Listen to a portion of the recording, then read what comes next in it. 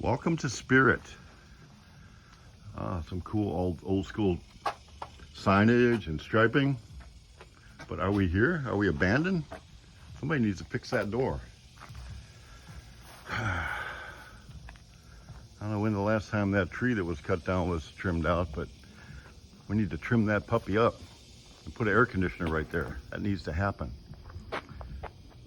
A clue. It's Sunday. I'm doing my thing. What I'm making is going to go right there. I have so many cars to work on that I can't possibly do it myself. So I'm not going to try to do it myself. But what I'm going to do is motivate a team of awesome hot rod builders. So the way to do that is to raise the bar on everything. I made a critical mistake several months ago because we got so much work. Instead of saying, oh, I got to hire more people, get more people, get more people. I tried that. All kinds of people coming in and saying, oh yeah, I can do this, I can do this, I can do this. By the time I figured out BS, I had to get rid of them. Now here I am. I don't know that I've really progressed any more than I would have had I not hired any people and just went to doing what I'm doing, which is DIY foreman. Although I can't be just a DIY foreman. This place is way too big for that. We need a production manager. So I'm here on a Sunday afternoon. I may work on somebody's car. I got 3 or 4 of them that need my personal attention that will get it. I'll pick one. I don't know if it's going to be a hood or if it's going to be moving the body forward for to make it fit a Ford motor, or putting a steering column in one that needs to be fitted, or a steering column on another one that needs to be, or whatever. There's a few things that could use my attention. But one thing that's going to get my attention is me building this. Because once the outside is cleaned up a little bit, I'm gonna hang this puppy up, and hopefully it's gonna inspire my team to do more than they've been doing. And I got a great team here. I should have just went with my fundamentals and moved from there, but that's what's gonna happen today.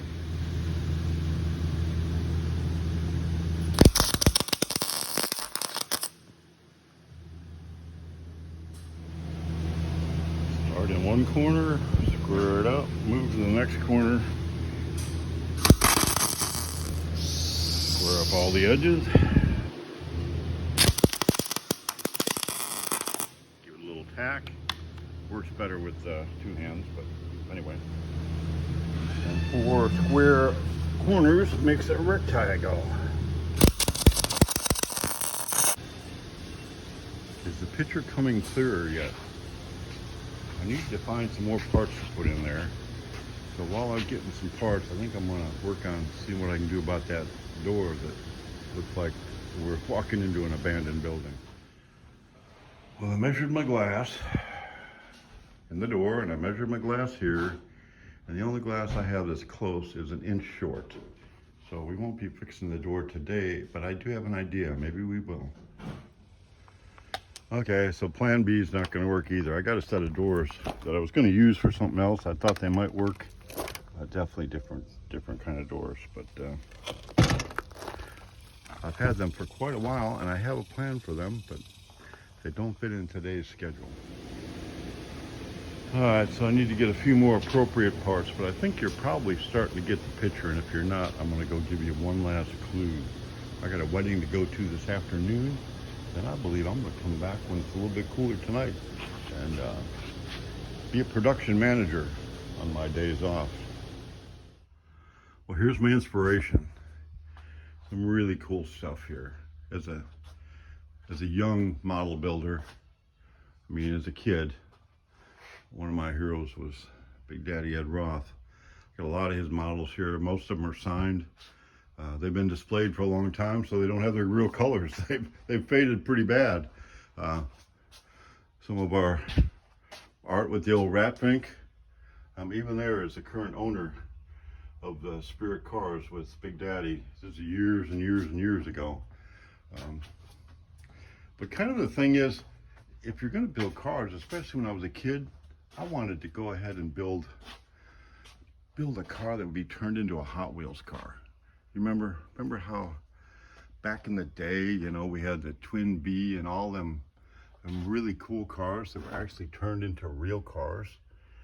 Well, those days are kind of gone, but I was blessed years ago. And building models too. Remember you wanted to do the dioramas and make them so cool, make it like, oh man, this is cool. And make it look like an old garage and make it look cool. Yeah. So building the models. But anyway, years ago, this is quite a few years ago, the Big T was re-released. Daryl Starbird did the original one. Actually, the model was built first, and I believe if I got the history right, they gave me all the history. In 62, Revell made the model. 63, they contracted with Daryl Starbird to make the actual car. Well, this has been quite a few years ago, but they redid it. They built 2 of them. And this is coinciding with the re-release of the Big T. So this here, what you see, we didn't actually build the car. Daryl had it built, and I don't remember the company that did, but it has got a lot of Spirit parts in here. So what you're looking at is a Spirit body, a Spirit bed, there's a lot of Spirit pieces in there.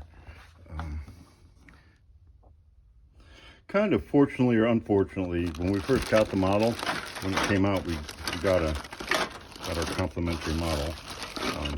But I opened it basically to get a picture. But you can see, and you all remember how models were put together. They came all with the tabs on them. Everything was tabbed together like pieces, and so these are chrome axle parts, and differential parts are all on one piece, and the motor parts will be on one. And so, since we build kits, how much better than to go ahead and make some of those panels? So I think I'm gonna make a few of them panels to put on the outside of the building. Maybe it'll inspire some people, but that's what it's all about. Toys. We love our toys. And the bigger we get, the bigger our toys.